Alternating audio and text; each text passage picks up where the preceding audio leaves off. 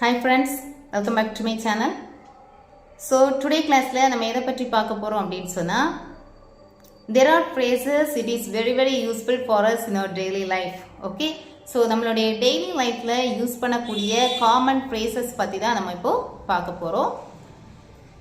So the first one is நம்ம எங்கேயாச்சும் park beach அப்படின்னு சொல்லி போகும்போது ஏதோ ஒரு இடம் நம்மளை வந்து ரொம்பவே இம்ப்ரெஸ் பண்ணுவோம் இல்லையா, அப்படி பார்த்த கண்ணு எடுக்காம பார்க்குற அப்படின்னு சொல்லுவோம் இல்லையா. ஸோ அந்த மாதிரி நம்மளை ரொம்ப இம்ப்ரெஸ் பண்ணுற மாதிரி ஒரு இடத்த பார்க்கும்போது நம்ம என்ன சொல்லுவோம், வேற லெவல் செமையாக இருக்குல்ல அப்படின்னு சொல்லுவோம் இல்லையா.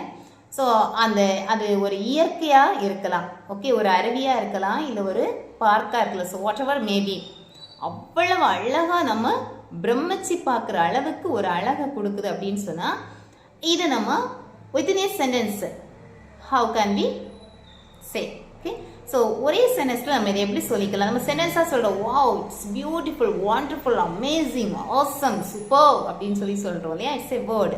So how it is possible in a sentence அப்படின்னு கேட்டிங்கன்னா this view is breathtaking, okay, this view is breathtaking. yes, so இந்த மாதிரி இனி எங்கேயாச்சும் நீங்க இயற்கையை ரசிக்கும் போது இந்த சென்டென்ஸை யூஸ் பண்ணி நீங்க பேசி பாருங்க. okay, and next in our list is நான் ஜஸ்ட் விளையாட்டுக்கு தான் சொன்னேன், மனசுல எதுவும் வச்சுக்காத அப்படின்னு சொல்லுவோம் இல்லையா. இப்போ ஃப்ரெண்ட்ஸுக்குள்ளாத உட்காந்து ஷேர் பண்ணிட்டு இருக்கும்போது ஒருத்தங்களை வந்து நம்ம கமெண்ட் பண்ணிட்டோம் அப்படின்னு சொன்னால் கொஞ்சம் அவங்க வந்து அப்செட் ஆகுவாங்க. ஸோ அந்த டைமில் நம்ம என்ன சொல்லலாம், என்ன நான் சொன்ன சீரியஸாக எடுத்துட்டியா, நான் சும்மா விளையாட்டுக்கு தான் சொன்னேன், சரியா, இதெல்லாம் மனசில் எடுத்துக்காத அப்படின்னு சொல்லுவோம் இல்லையா. ஸோ மனசுல எடுத்துக்காத, இதெல்லாம் மனசில் வச்சுக்காத, don't take it in heart. Okay, don't take it in heart. I was just kidding, நான் சும்மா விளையாட்டுக்கு தான் சொன்னேன். Okay, and the third one is எனக்கு பயங்கர கால் வலியாக இருக்குது அப்படின்னு சொல்லுவோம் இல்லையா.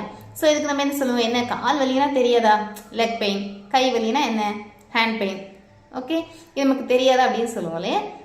இன்ஸ்டெட் ஆஃப் திஸ் அப்படி இல்லாமல் டிஃபரெண்ட் ஃப்ரேஸ். ஓகே, ஸோ எப்படி சொல்லலாம்னா ஹர்ட். ஹர்ட் அப்படின்னா என்ன, மனதளவில் ஒருத்தங்க ஒரு வேர்டு சொல்லிட்டாங்கன்னா நம்ம ஃபீல் பண்ணோன்னா அதை என்ன சொல்லுவோம், இட் ஹர்ட்ஸ் மீ லாட் அப்படின்னு சொல்லுவோம் இல்லையா, எனக்கு ரொம்ப ஃபீல் ஆயிடுச்சு அப்படின்னு சொல்லுவோம். So same thing for our body pain also. Okay, my legs are hurting, my legs are hurting, எனக்கு கொஞ்சம் கால் வலியாக இருக்கு அப்படின்னு சொல்றது.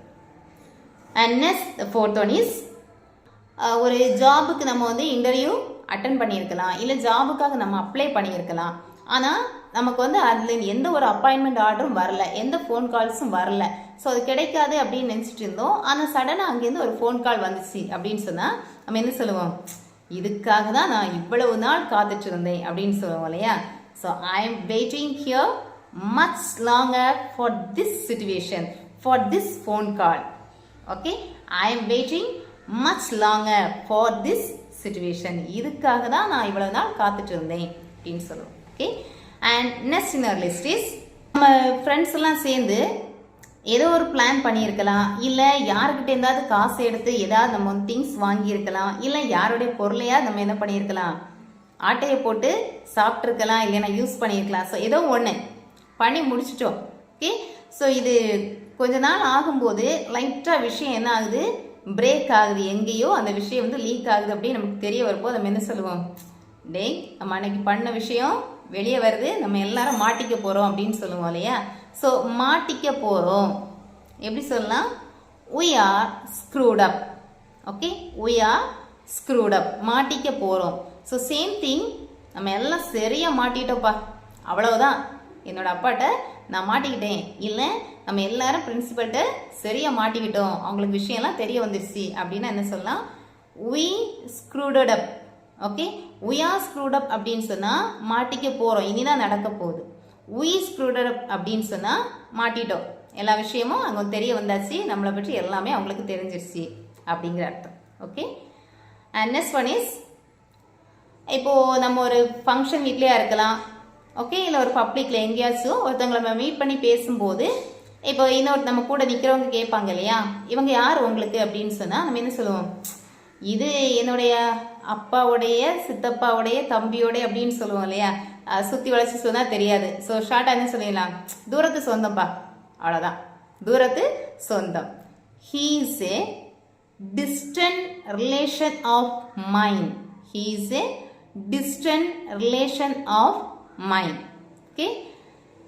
And இதே மாதிரி நம்ம ஒருத்தங்கள்ட்ட ரொம்ப பேசிகிட்டு இருக்கோம், இல்லை ஒருத்தங்களுக்கு நம்ம ஒரு விஷயத்துக்காக ரெக்கமெண்ட் பண்ணுறோம், ஒரு ஜாபுக்காக இருக்கலாம், இல்லை ஒரு சைன் வாங்குறதுக்காக இருக்கலாம், ஏதோ ஒன்று நம்ம வந்து ரெக்கமெண்ட் பண்ணுறோம். ஓகே, இவங்க வந்து எனக்கு ரொம்ப தெரிஞ்சவங்க தான், அவங்களுக்கு ஒன்று பண்ணி கொடுங்க அப்படின்னு சொல்லி ஒருத்தங்களுக்கு ரெக்கமெண்ட் பண்ணும்போது அவங்க கேட்பாங்க, யார் இவங்க, உங்களுக்கு என்ன வேணும் அப்படின்னு கேட்கும்போது நம்ம என்ன சொல்லுவோம், இவங்க எங்களுக்கு ரொம்ப வேண்டியவங்க, அவ்வளோதான், ஒரு ஃபேமிலி ஃப்ரெண்ட்ஸ் மாதிரி. ஓகே, ஸோ ரொம்ப வேண்டியவங்க அப்படின்னு சொன்னால் என்ன சொல்லுவோம், they are a well wisher. Okay, they are a well wisher, எங்களுக்கு ரொம்பவும் வேண்டியவங்க. ஓகே, ஸோ இந்த வீடியோ உங்களுக்கு யூஸ்ஃபுல்லாக இருந்திருக்கும்னு நினைக்கிறேன். மீண்டும் இதே மாதிரி ஒரு இன்ட்ரெஸ்டட் டாபிக்ல நான் உங்களை மீட் பண்ணுறேன். Till then, take care of you. Thanks for watching.